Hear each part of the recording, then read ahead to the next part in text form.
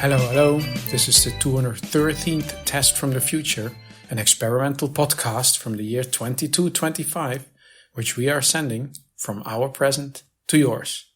My name is Dirk. And my name is Simon. And we're putting the past in podcast. So today's topic, which we will get to in a second, it's something pretty exciting because it involves a live show on the big screen. Exactly. We're going to watch and, I guess, comment as we watch for our listeners to hear.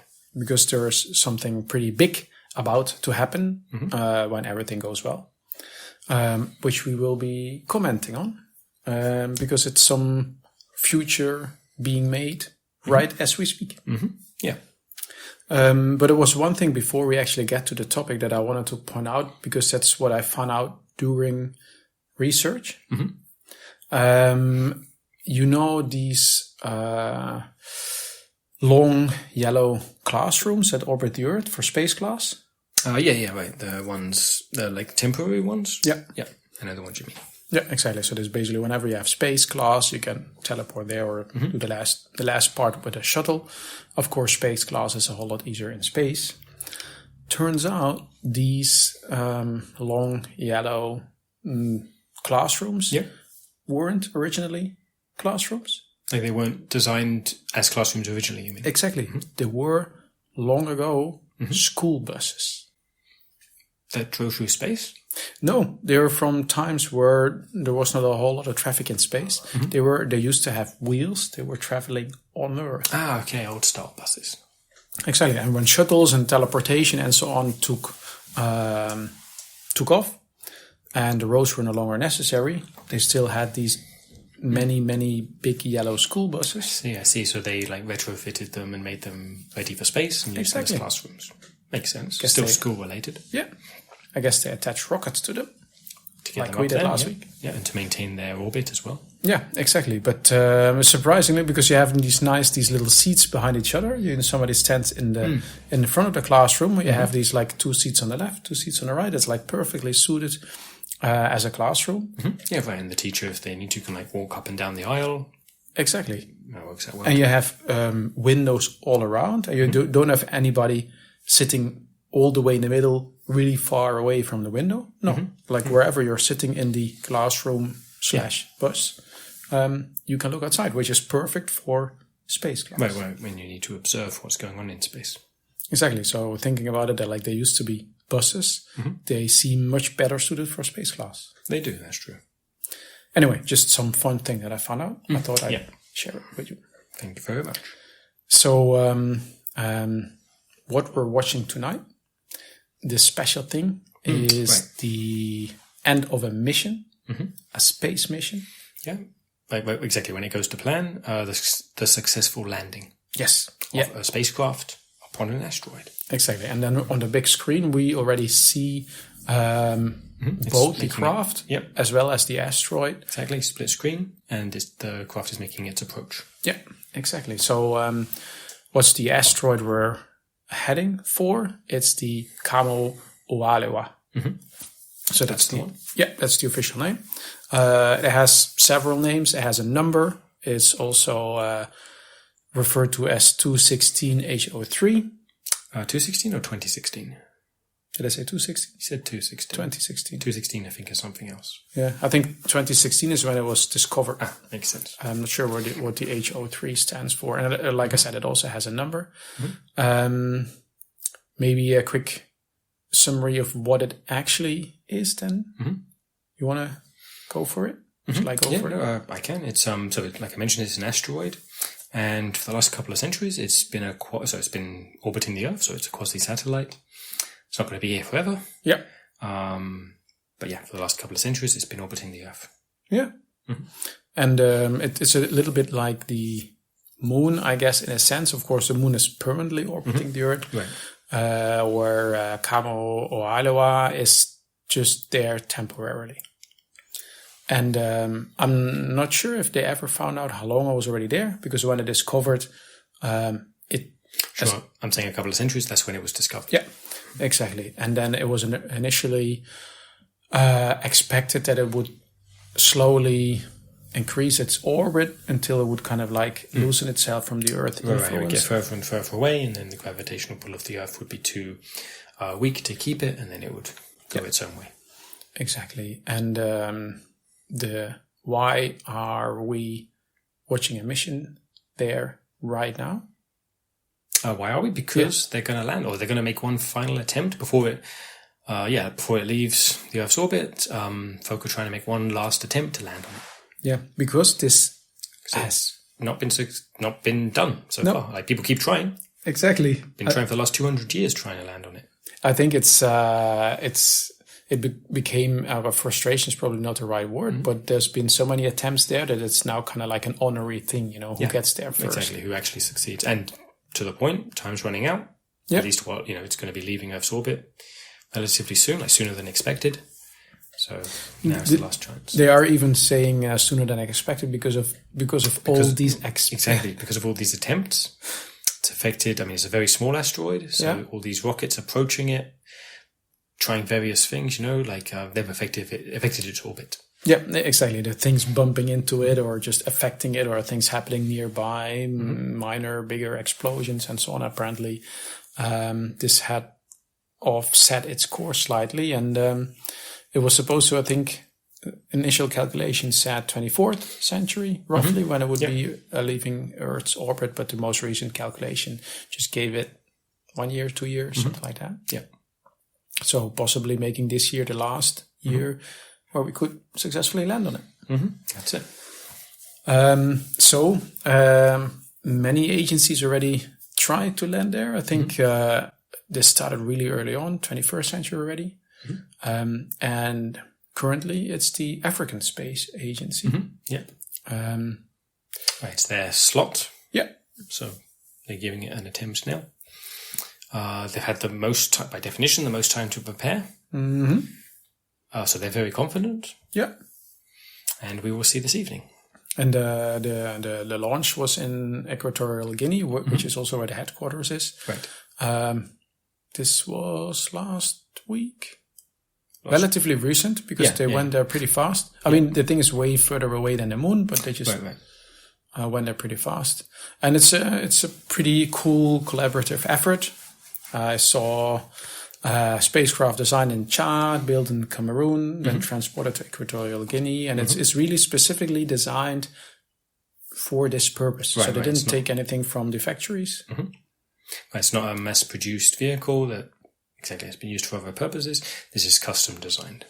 Yeah, the thing is, what I understood, it's one of the smallest objects that that we've ever tried to land on. Correct. Yeah, like no larger than 100 meters in diameter. Yeah, something like that. Just tiny. And that's I think one of the positive kind of like estimates. I've always heard it compared to the size of a Ferris wheel, with the difference that it's kind of like more an oblong shape. So it doesn't. It's like a Ferris wheel that maybe bumped down off the thing that holds it up and rolled on the ground a bit and squished as a result of smashing into a wall. Yes, that's kind of shape. Okay, that kind of Ferris wheel. Okay, once we all know. Now I see the Ferris wheel in it a little bit more. Or like if you take the wheel of a bicycle, of a bike that just made a jump that was way too high. Something like that. Got squished. Yeah, exactly.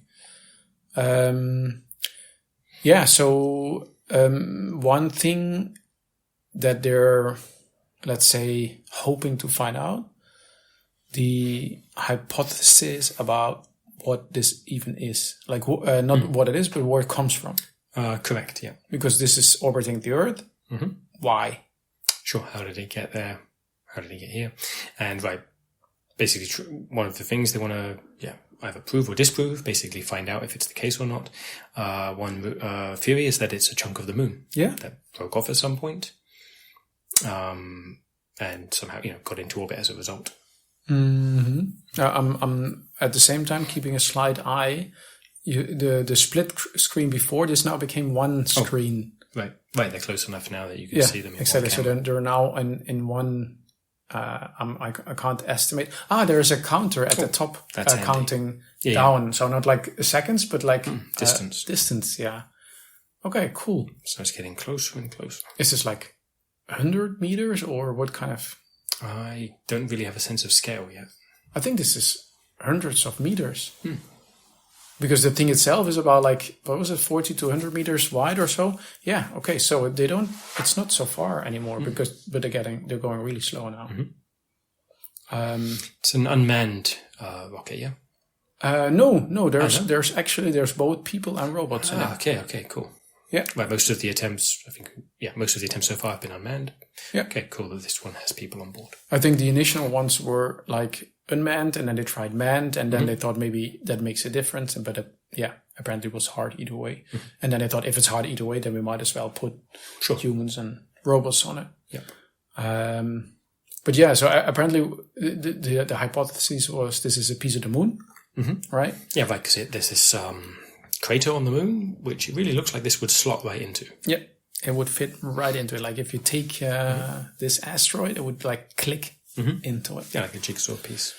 So that's they're gonna. But I mean, that could be a coincidence, or maybe at some point someone came along and were like, "Hey, I'm gonna cut a thing in just that right shape," So they'll also do some spectral analysis, take core samples and so on, and see and compare them.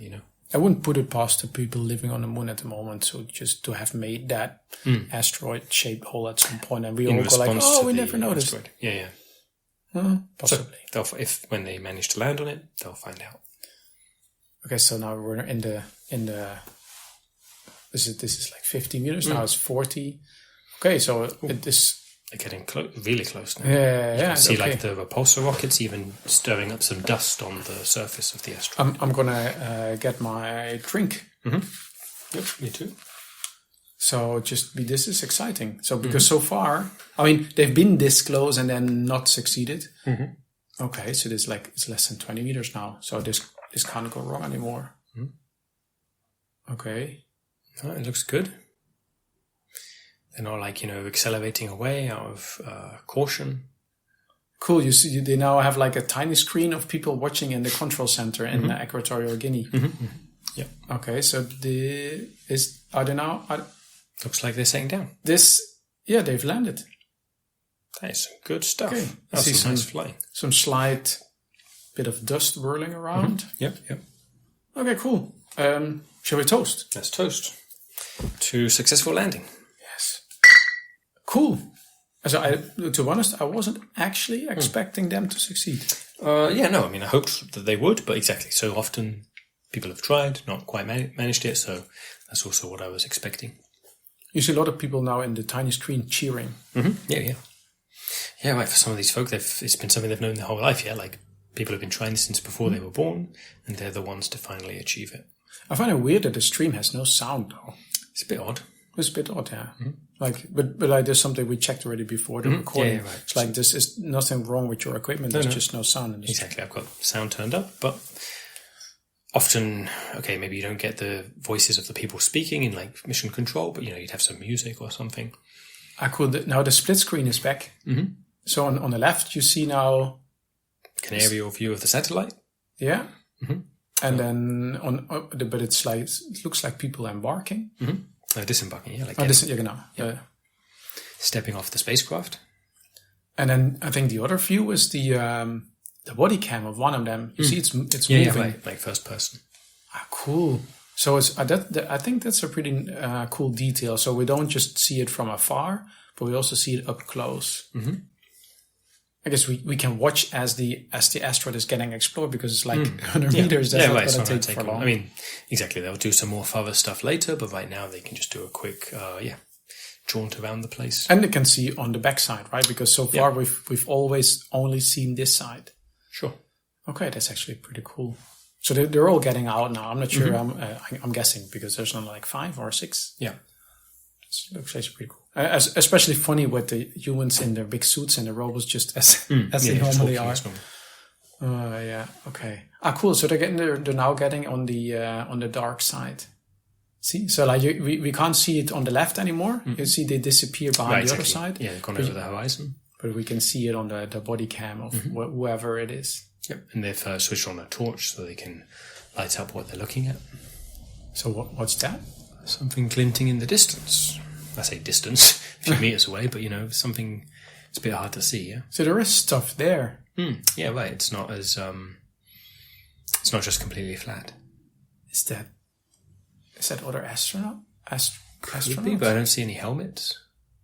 Or is that a helmet? That's a bit. I'd have to. These are Partians. That's it. Yeah, but then aliens. Sure. Right, and they're holding up a big banner that says "Welcome." Oh, they. That's. I mean. And they have balloons. You can see it really close now. Cool. They have a welcome party for us. That's what it looks like. They have a welcome party to throw a welcome party. Yeah, right, because the Partians aren't... I mean, it's not, obviously they come from elsewhere. Yeah, it's not like they come... But they come from this asteroid, I mean, but it looks like they were prepared, yeah? I guess they heard about our mission and they thought it was a cool idea to welcome us there. Pretty considerate, yeah. Also a bit of a letdown maybe for the astronauts. It's pretty considerate on one side, especially considering it took us 2 centuries to finally land there, and they were like, "Oh yeah, we're going to be there when they." Yeah, I mean, it looks like they've got barbecue and drinks, so that's nice to know. That's true, actually. Yeah. Though I don't know how the people will be able to eat that through their helmets. I guess for the robots, well, they don't eat. Mm-hmm. Maybe they take some back with them in a doggy bag. Yeah, I guess so. Okay. So it looks like they're taking it on good humor. Yeah, you're right. They're not exactly. They're laughing. Cool. They're shaking hands and taking selfies. And yeah. Sure. Now one of the astronauts is planting the flag. Oh yeah, of course. I had forgotten about that. They were going to do this. Yeah. Oh yeah. Okay. So that was easy, I guess. Is it right? Like after all that work to get there, and now it seems almost easy. Yeah, like they're there. Is there a big teddy bear on the flag? That's what it looks like, yeah. That's not the ASA's flag or symbol as far as I know, yeah. I don't know what that means. Maybe it's... maybe a personal thing? Yes, exactly. A secret message or something that I missed, maybe. Yeah. Maybe one of the astronauts' kids really likes teddy bears. Or maybe it was like a contest and everybody could just... Well, right, school kids. Yeah. Yeah. There was some school thing... That's how I got to the school buses. Right, that was the connection. There was a school contest. Yeah. So, but how come it flutters? How come the flag flutters? There's no wind in space. That's no wind, but it's made of solar sail material. So it's the sunlight. Which I guess they're bouncing from somewhere though, because this is on the dark side of the asteroid. But maybe they set up some mirror orbiting close by to bounce it down at the flag. I hope they're not messing with us. Hopefully not. Okay, cool. Well, they're having their party. Yes, they are. And then have a drink. Yes. Well, cool. Then we, and with us, the listeners, they were witness of some historical event. For us, this is happening right now. Yeah, right. It's historic for us and presumably even more historic for our listeners. Exactly. The final landing on an asteroid that we've never landed on. Yep. Mission completed. Congratulations to everyone involved. Yes, and everybody else as well.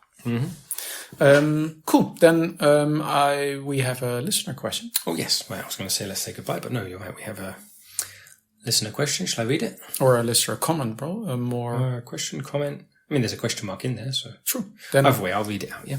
Yeah. So this is an email from Domen, and Domen says, "Hey guys, love the show. Did you know that when you mix... What's that word? Béarnaise. So, did you know that when you mix béarnaise with curry, you get a wicked dip sauce? Maybe you want to ask your Congo to make it. It's awesome. I can't stop dipping. Somebody stop me. Cheers, Domen."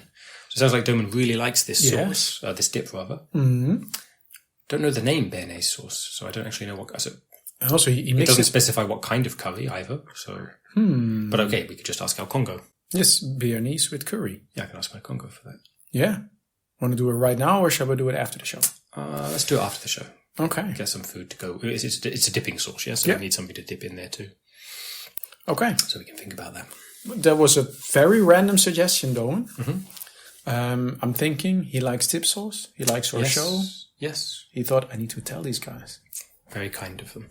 And also, of course, we are always telling the people in the past about the future. It's nice that the people in the past are telling us. Yeah, right. Because this combination is not one I've heard of before. So for all I know, it was a super popular thing 200 years ago. By now, it's not so popular anymore. So I'm happy to be reintroduced to it. Definitely. Well, thanks very much for your suggestion, Domen. We're definitely gonna try it out for real.